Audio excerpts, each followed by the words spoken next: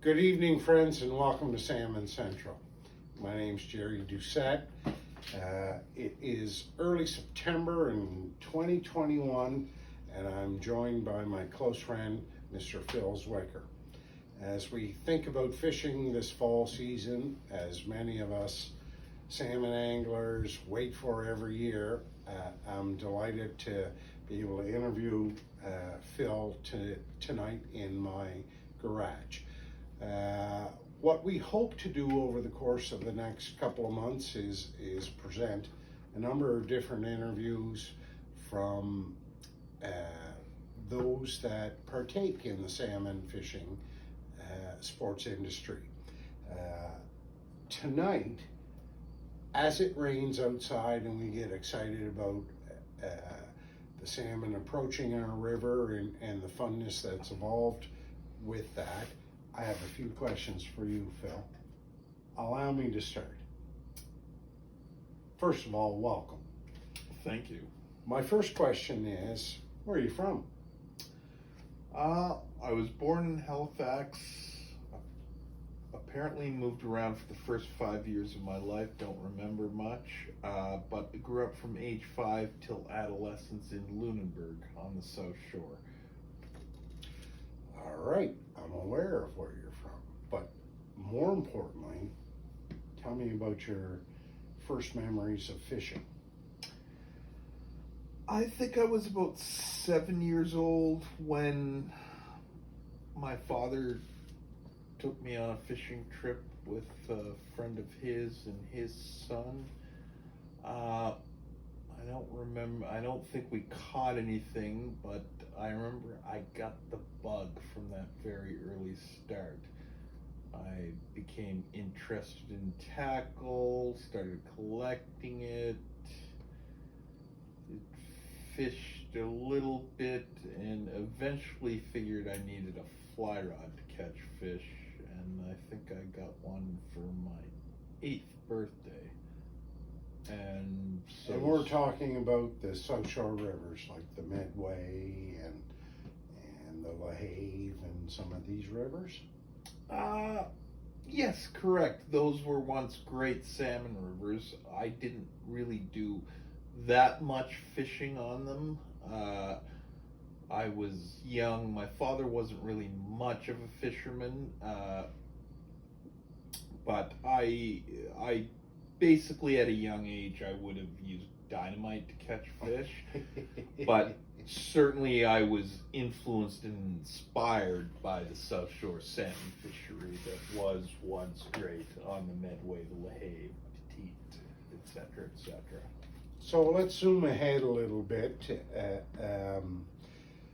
Eventually you moved to British Columbia and you became a guide, and it was a formative time in your life. You experimented with spey casting and modern spey casting techniques. Can you tell me more about that? Yeah, I did. I guess to back up a tiny little bit, I developed a fishing bug early. Fished much in my late teens and such, but then through my 20s it was kind of about a once a year thing. In my early 30s, I was looking for a little bit of a change of lifestyle, change of hobbies, and I got into it really big, and in this particular area here. Few things happened. And correct me, or just so we're on the same page, modern spey casting technique. Well, modern spey, as I said, I got back into fly fishing huge here, and fishing a particular river and having some particular difficulties being able to present my fly to the fish.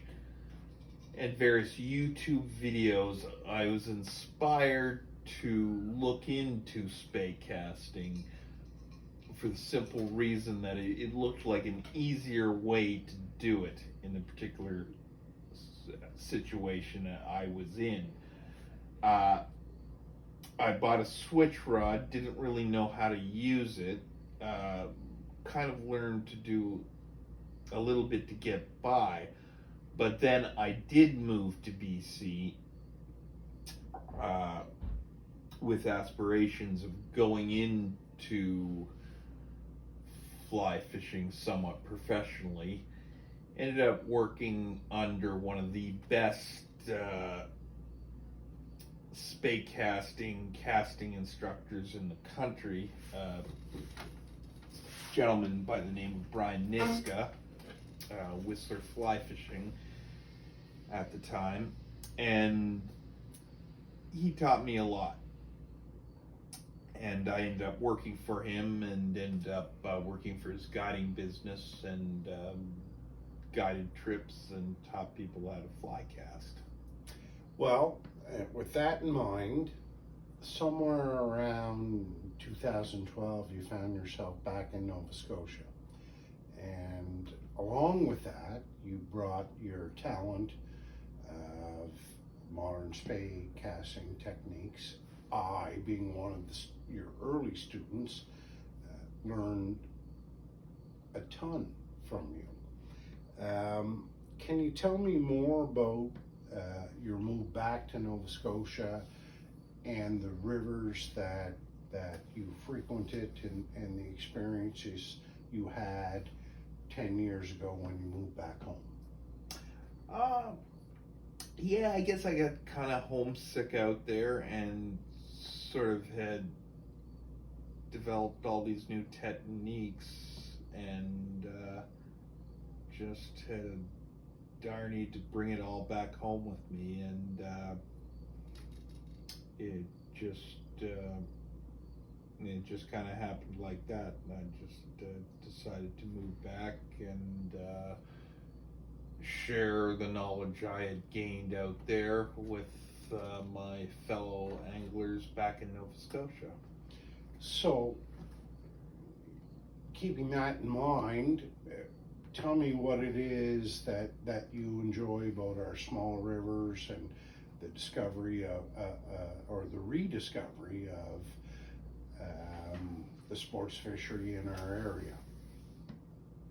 Well, again, the Antigonish area rivers were kind of special to me because it was the first place that I really rediscovered fly fishing in my early 30s, and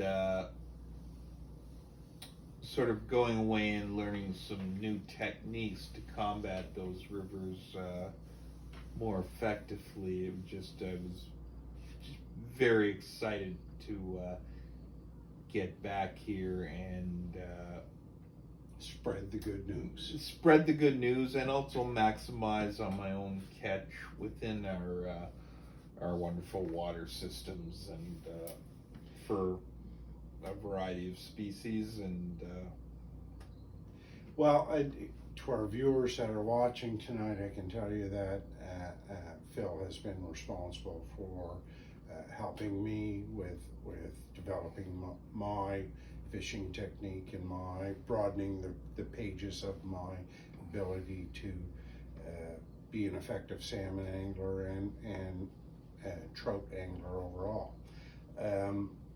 As we close this down tonight and we summarize our thoughts, what is it you like best about being around this area? I would probably have to say probably at the end of the day, the fish that habitate these watersheds is definitely the largest concentration of trophy trout in the province, and certainly is probably close to the best salmon fishery in the province, and then we've got stripers to boot, so it's definitely there's a lot to offer. Yes, it's a fish friendly environment, and it is a beautiful area of Nova Scotia. So perhaps as we close this interview down, maybe you can reach ahead there for bottle of bourbon. We pour ourselves a little jiggler. Certainly. And welcome our friends to come join us at Salmon Central as we move forward in the fall fishing season of 2021. Thank you, and we'll talk to you again next week.